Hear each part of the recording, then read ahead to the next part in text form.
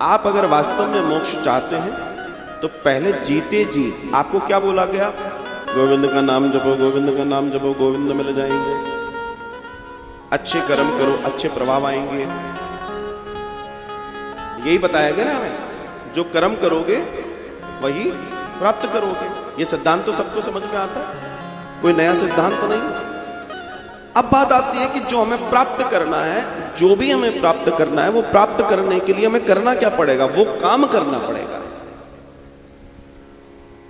आपको अगर मोक्ष चाहिए तो आपको जीते जी मोक्ष को जीना पड़ेगा।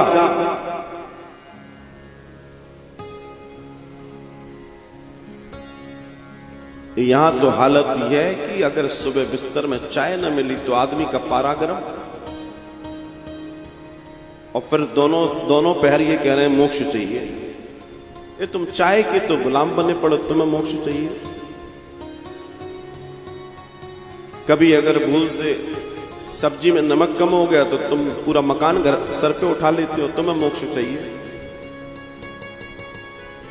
कभी चाय ज्यादा मीठी हो गई तो तुम कड़वे हो जाते हो, फीकी हो गई तो तुम और कड़वे हो जाते हो, और तुम्हें मोक्ष चाहिए। संदर्भ समझिएगा।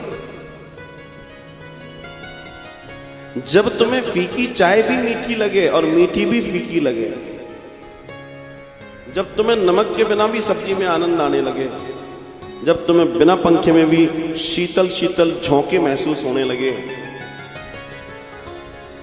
जब तुम्हें किसी भी असहज प्रवृत्ति में भी आनंद महसूस होने लगे, तो समझ लेना तुम मोक्षगामी होने की तैयारी है। समझ लेना, कोई को पूछने की जरूरत नहीं है, कोई को बताने की जरूरत नहीं है, किसी से हाथ दिखाने की जरूरत नहीं, किसी को माथा पीटने की जरूरत नहीं है।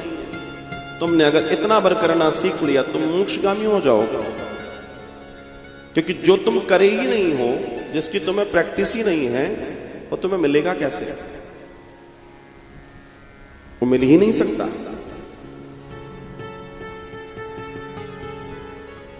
बहुत साधारण फॉर्मूला है, मगर करो तो